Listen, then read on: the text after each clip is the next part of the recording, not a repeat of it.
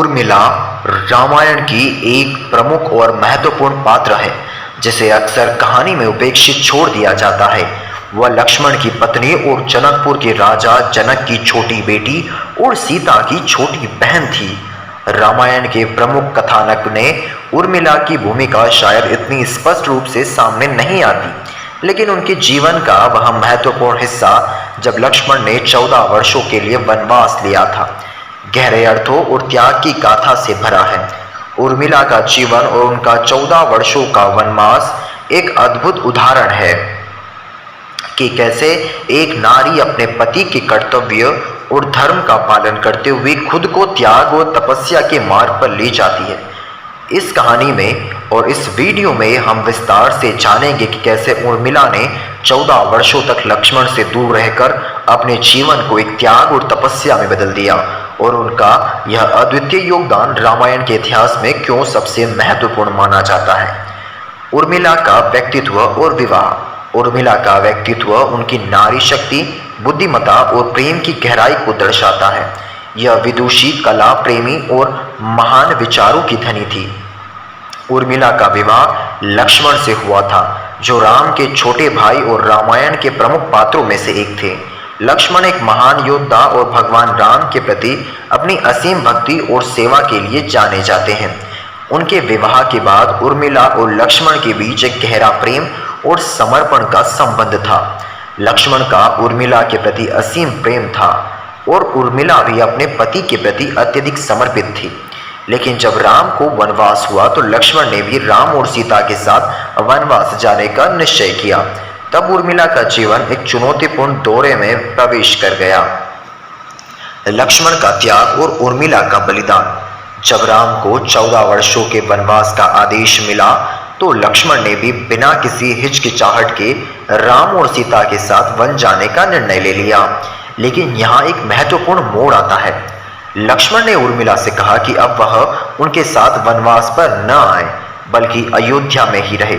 लक्ष्मण का मानना था कि उर्मिला का वनवास में उनके साथ रहना न केवल कठिन होगा, बल्कि उनके ध्यान और सेवा में भी व्यवधान उत्पन्न करेगा, जो वह राम और सीता के प्रति देना चाहते थे।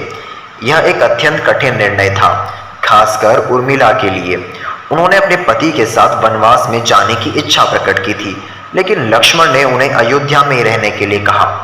उर्मिला ने इस निर्णय को बिना किसी शिकायत के स्वीकार कर लिया। यहाँ उर्मिला के त्याग और उनके धैर्य की परीक्षा शुरू होती है। उर्मिला का मानसिक और भावनात्मक संघर्ष। उर्मिला के लिए यह समय अत्यंत कठिन था। अपने पति से 14 वर्ष दूर रहना एक नारी के लिए अत्यंत पीड़ादायक और भावनात्मक संघर्ष था। एक नारी के जीवन में उसके पति का स्थान अत्यंत महत्वपूर्ण होता है और उर्मिला के लिए यह पीड़ा और भी बढ़ जाती है जब वह यह समझती है कि लक्ष्मण ने अपने कर्तव्यों और धर्म के कारण यह निर्णय लिया है। उर्मिला के जीवन का यह चरण मानसिक और भावनात्मक संघर्ष से भरा हुआ था। वह एक पत्नी थी जिन्हें अपने पति से दूर रहकर अपने घर अयोध्या में रहना था, जहां हर रोज अपने पति की यादें और वनवास की चिंता सताती रही। त्याग और तपस्या का मार्ग। उर्मिला ने अपने पति लक्ष्मण के निर्णय का आदर करते हुए इसे अपनी तपस्या और त्याग का एक रूप माना। उन्होंने यह निश्चय किया कि जब तक लक्ष्मण वापस नहीं लौटते, वह स्वयं भी एक तपस्विनी की तरह जीवन व्यतीत करेगी। यह एक असाधारण त्याग था, क्योंकि एक पत्नी के लिए अपने पति से इतने लंबे समय तक दूर रहना अत्यंत कठिन होता है, विशेषकर जब उसका पति एक आदर्श और धर्म पालक योद्धा हो। उर्मिला ने अपने जीवन को साधना और ध्यान में लगाया। उन्होंने न केवल भौतिक सुखों और सांसारिक इच्छाओं का त्याग किया, बल्कि अपनी भावनाओं और इच्छाओं पर भी नियंत्रण किया। स्वप्न निद्रा का रहस्य। रामायण के कुछ संस्करणों में यह उल्लेख मिलता है कि उर्मिला ने लक्ष्मण के लिए एक अद्भुत बलिदान दिया था। जब लक्ष्मण ने यह निश्चय किया कि वह 14 वर्षों तक राम और सीता की सेवा करेंगे और उनके लिए जागते रहेंगे, तब उर्मिला ने अपनी नींद का त्याग कर दिया।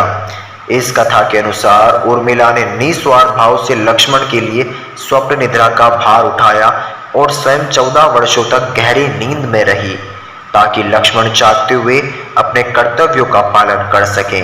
यह कथा यह दर्शाती है कि उर्मिला ने न केवल अपने पति से शारीरिक रूप से दूर रहकर त्याग किया, बल्कि आध्यात्मिक और मानसिक स्तर पर भी अपने पति के लिए एक बड़ा बलिदान दिया। यह स्वप्न निद्रा का रहस्य उर्मिला के त्याग और नारी शक्ति का प्रतीक है, जो एक नारी के अद्वितीय धैर्य और समर्पण को दर्शाता है।